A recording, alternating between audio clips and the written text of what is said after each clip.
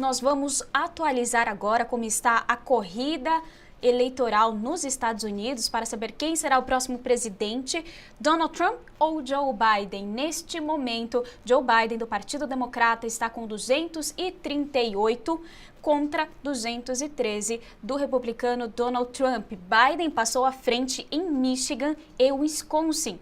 E Trump lidera na Pensilvânia e na Geórgia. Biden conseguiu vitórias importantes, como no Arizona e em distritos de Maine e Nebraska. Trump tem a seu favor as conquistas na Flórida, no Texas e em Ohio. Lembrando que precisa então de um número mínimo, que é de 270, para então conhecermos o próximo presidente dos Estados Unidos.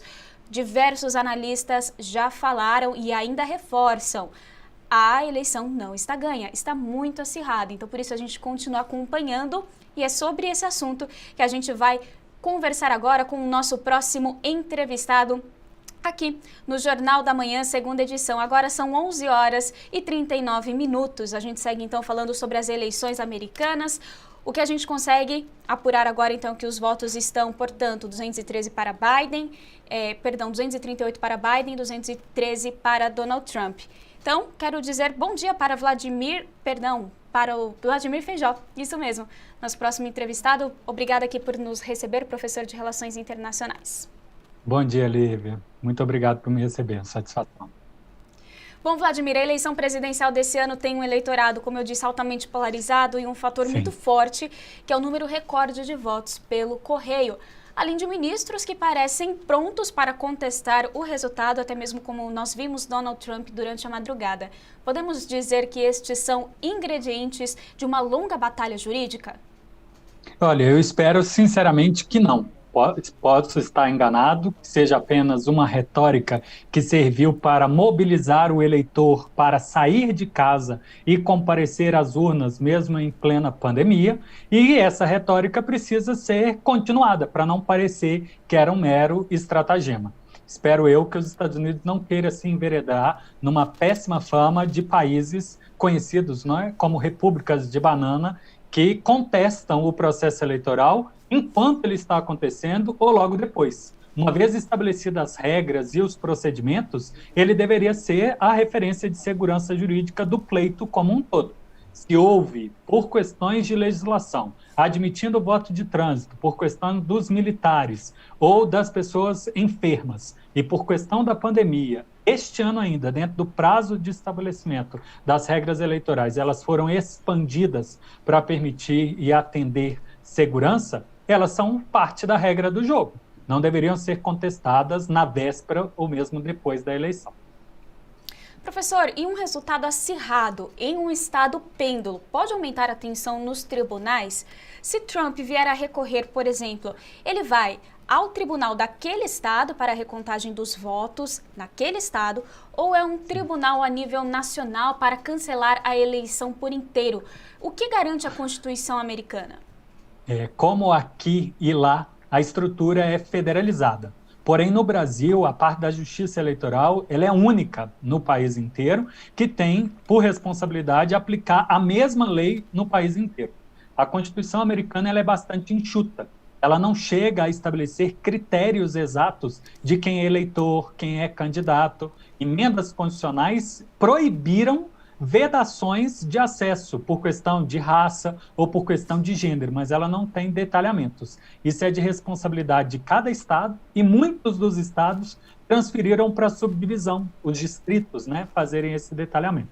Mas as cortes estaduais, elas são responsáveis para a fiscalização dessas regras e eventual recurso dessas cortes pode chegar à Suprema Corte. O problema maior é que a estrutura administrativa que realiza, que conduz os trabalhos, ela é conduzida pelo Poder Executivo, pelo Executivo Estadual, que prepara a eleição do subsequente Executivo Estadual, mas também do Legislativo e as eleições de âmbito nacional. Assim como aconteceu no ano 2000, que teve um problema da contagem dos votos na Flórida, o negócio fica quente porque quem reclama é do partido oposto ao partido que está governando aquele estado. Então, na época, o Al Gore e recorreu sobre a contagem de votos, contestava decisões do poder estadual de gestão da eleição na Flórida, que à época estava sob o comando republicano, e que deu ganho de voto, né, ou que deu ganho para o então candidato a presidente, e que acabou ganhando a presidência, também republicano. Então agora o Trump lança dúvidas da lisura do processo conduzido em alguns estados comandados por democratas e que a eleição estaria ali como pêndulo, poderia ser um ou para outro, mas que ele opta por contestar apenas aqueles que ele não teria ganho, mas fica quieto com os outros estados pêndulos em que ele ganhou e não levanta suspeitas, mesmo tendo um pré-direcionamento ou possível suspeita de pré-direcionamento por ser de partido diferente.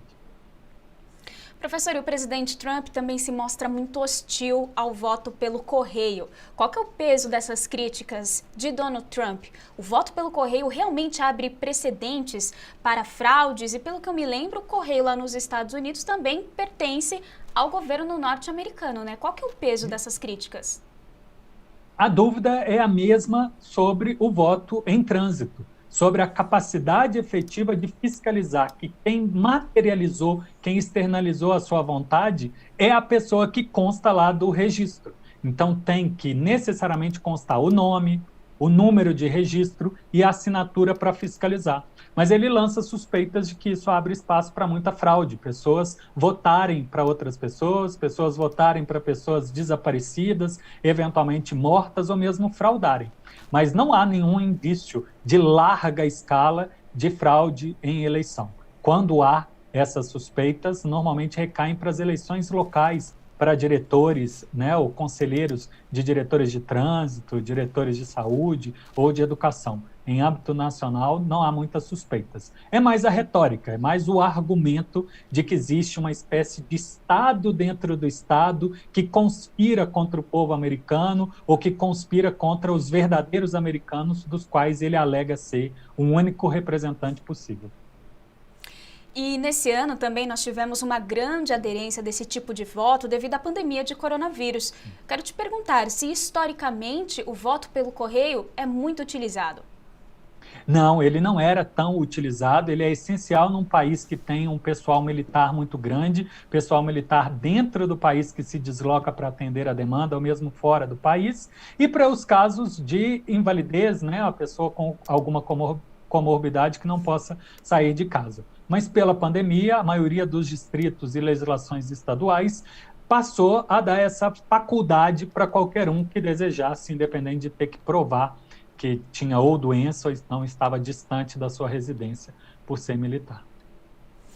E muita água, né, vai rolar debaixo dessa ponte, os votos ainda vão chegar. Como que vai funcionar agora os próximos passos? A gente pode colocar uma data, porque a expectativa é muito grande, né, para saber quem é o vencedor?